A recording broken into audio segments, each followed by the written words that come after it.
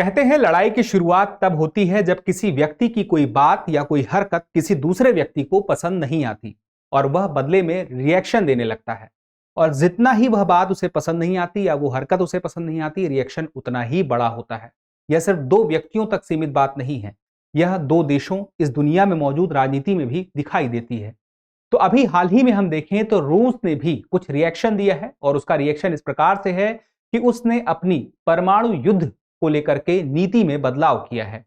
और परमाणु युद्ध को लेकर के नीति में जो बदलाव हुआ है उससे पूरी दुनिया के मीडिया में यह बात भी चर्चा में है, क्या परमाणु युद्ध होने की स्थिति बन सकती है? क्या दुनिया में किसी देश के द्वारा परमाणु हमला किया जा सकता है? क्या जल्द ही ऐसा होने वाला है? अगर हो गया तो कितने वृहद स्तर पे होगा और इसका दुनिया को क्या अंजाम देखना पड़ेगा?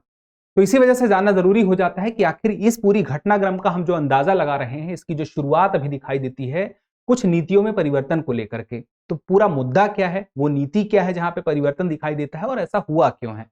तो हम पहले देख लेते हैं आज हम किन किन बिंदुओं पर चर्चा करने वाले हैं, खबर क्या है, और उसके बाद जानेंगे वह चर्चा में क्यों है, और उसके बाद हम देखेंगे कि रूस आखिर कुछ परिवर्तन कर रहा है तो सीधी सी बात है उसके मन में भी कुछ चल रहा होगा, तो उसके मन में कुछ चिंताएं चल रही हैं और उन चिंताओं के साथ साथ उसने जो बदलाव किया है परमाणु नीति में वह क्या है, और उसके साथ जानेंगे कि आखिर यह खतरा किस प्रकार से भविष्य की ओर दिखा रहा है।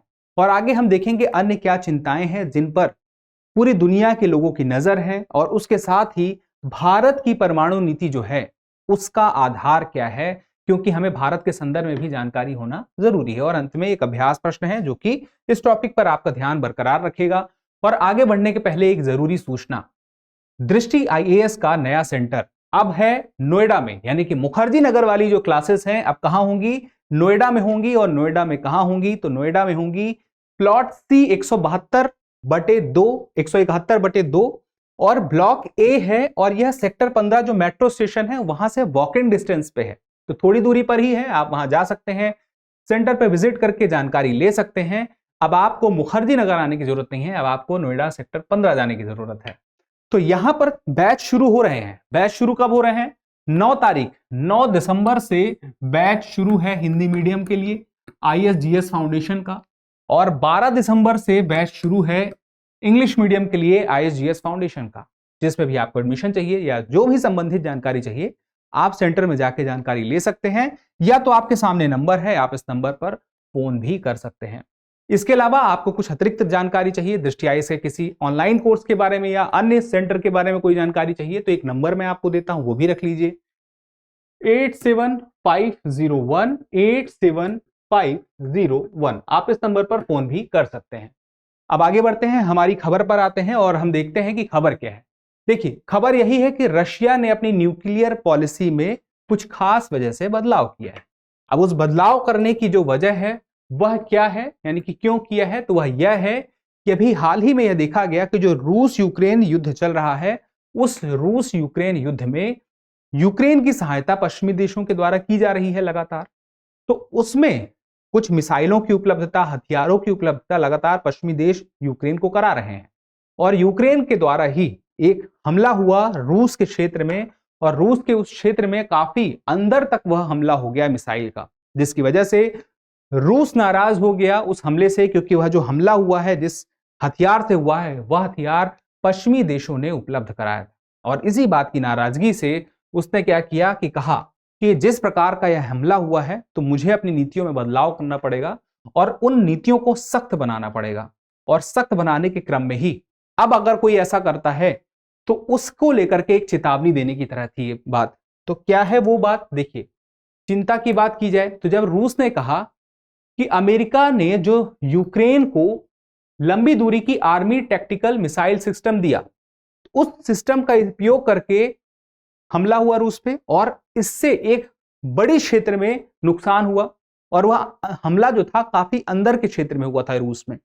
तो उसके द्वारा रूस ने चिंता व्यक्त की और उसने कहा कि ऐसे हमले पूरे नाटो ग्रुप के हमले माने जा सकते हैं, जिस प्रकार का हमला हुआ है। क्यों ऐसा कह रहा है? भले हमला यूक्रेन ने किया है लेकिन हथियार उपलब्ध किसने कराया? अमेरिका ने।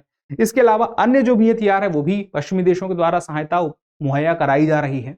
तो ऐसी स्थिति में दोबारा से रूस के किसी क्षेत्र में, जैसे अभी ब्रायंस्क क्षेत्र पर यह हमला देखने को बात उठी, रूस ने जो दावा किया है कहीं और क्षेत्र में अगर हमला होता है तो रूस यह मानेगा कि नाटो गुट ने किया है। नाटो गुट क्या है? नाटो गुट वही गुट है जिसने सोवियत संघ, जो साम्यवादी विचारधारा को लेकर आगे बढ़ रहा था, उसको यूरोप में रोकने के लिए एक संधि की और संगठन बनाया, वही है नाटो। तो इसमें वो देश अभी भी मौजूद है, अभी भी वह संगठन नाटो ग्रुप है। तो यही बात रूस कह रहा है कि यह जो गुट है मैं इसका हमला मानूंगा। तो यहां पे किन किन परिस्थितियों में अब परमाणु हथियारों का उपयोग रूस कर सकता है वह बात जाहिर कर दी है, और उसमें कौन सी बातें हैं। तो इस परमाणु नीति में सबसे पहली बात यह है कि रूस या उसके सहयोगी पर अगर बैलिस्टिक मिसाइलों का प्रक्षेपण होता है तो ऐसी स्थिति में जिसने भी उसके ऊपर या उसके सहयोगी के ऊपर बैलिस्टिक मिसाइल का उपयोग किया है, प्रक्षेपण किया है, वह परमाणु हमला कर सकता है, यानी परमाणु हथियार उसके खिलाफ इस्तेमाल कर सकता है। रूस या सहयोगी पर सामूहिक विनाश के हथियार का उपयोग या ऐसे हथियार का उपयोग किया गया जिससे बहुत बड़ी मात्रा में लोगों की जान गई, यानी कि टारगेटेड वह हमला नहीं था कि कुछ ही लोगों के लिए था, एक बड़ी संख्या के लिए था। इसके अलावा यह भी कहा गया कि रूस या बेलारूस की संप्रभुता और क्षेत्रीय अखंडता को भी अगर कोई ऐसे हथियार से नुकसान पहुंचाता है जिससे बड़ा नुकसान हो रहा है तो भी। इसके अलावा रूसी सीमा पर पार करने वाली सामरिक या हाइपरसोनिक मिसाइलें जो रूस की सीमा को पार करेंगी, अगर वो हाइपरसोनिक मिसाइलें रूस की सीमा के अंदर आती हैं तो इसे भी वह हमले की तरह देखेगा और परमाणु हथियारों का इस्तेमाल कर सकता है। और उसके साथ साथ उसने यह भी कह दिया कि अगर रूसी सैन्य प्रतिष्ठान, मतलब कि जहां पे रूसी सेना के लोग हैं या उनसे संबंधित विषय वहां पर है, या कोई वस्तु है या कोई महत्वपूर्ण इकाई वहां पे मौजूद है जो रूस की सेना के लिए महत्वपूर्ण है, और वहां पर अगर नुकसान पहुंचाया जाता है तो इसमें भी यह समझा जाएगा कि ऐसे में अब उस पर हमला किया जा सकता है। तो ये नई पॉलिसी के अंतर्गत बड़े बदलाव किए गए हैं।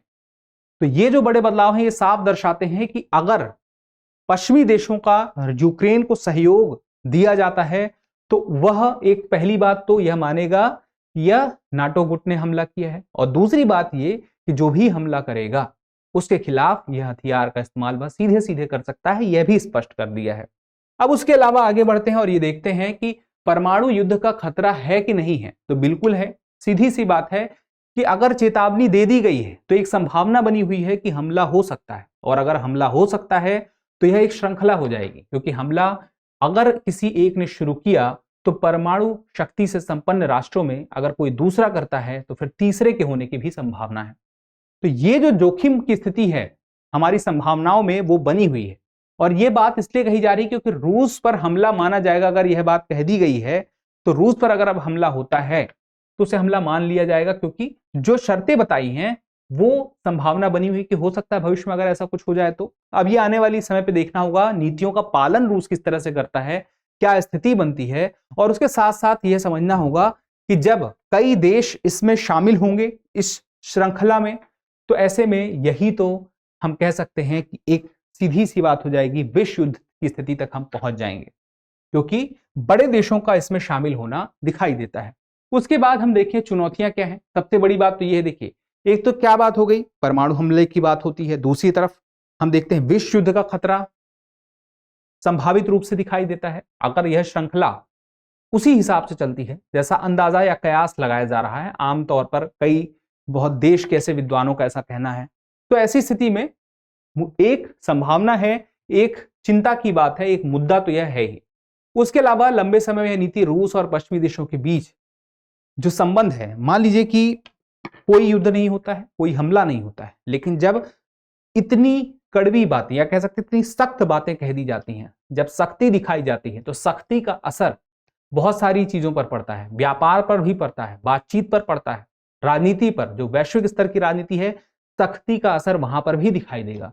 बातचीत जब बंद होगी, कम होगी तो उसका असर दिखाई देगा। अब उसके अलावा आगे की बात जो आती है वो ये है कि भारत की परमाणु नीति का आधार क्या है। देखिए भारत ने जब 1998 में परमाणु परीक्षण किया पोखरण में, उसके बाद उसने स्वयं को परमाणु क्षमता संपन्न देश घोषित कर दिया था, और उसी के साथ ने उसने यह भी कह दिया था कि वह नो फर्स्ट यूज की नीति का पालन करेगा। उसका जो पॉलिसी होगी इस बेस पे होगी कि नो फर्स्ट यूज, यानी कि पहला उपयोग वो नहीं करेगा। अब यहां पे कुछ बातें छुपी हुई हैं, उसको समझिए। अगर वो कह रहा है भारत की पहला उपयोग वो नहीं करेगा, तो जो करेगा उसके पास परमाणु हथियार हैं तो वह उसके खिलाफ करेगा। लेकिन मान लीजिए जिसके पास परमाणु हथियार नहीं है, जिस देश के पास परमाणु नहीं है, हथियार नहीं है, वह देश तो हमला कर नहीं सकता है, तो उसके खिलाफ भारत कभी हमला नहीं करेगा। नो फर्स्ट यूज में यही तो बात, जब तक हमला होगा नहीं भारत हमला करेगा नहीं। और जिस देश के पास परमाणु हथियार है ही नहीं, वो हमला कर नहीं सकता, तो भारत इसका मतलब उनके ऊपर तो कभी परमाणु हथियारों का इस्तेमाल नहीं करने वाला है। तो ये मुख्य बातें थी जो आपको जानना चाहिए वर्तमान के घटनाक्रम के आधार पर। अब एक छोटी सी बात यह है कि हाल ही में किस देश ने अपनी परमाणु नीति में बदलाव किया है, इस मुद्दे पर पकड़ रखने के लिए इस सवाल का जवाब या हम कह सकते हैं आपकी प्रतिक्रिया हमें और बेहतर करने के लिए प्रेरित करती है।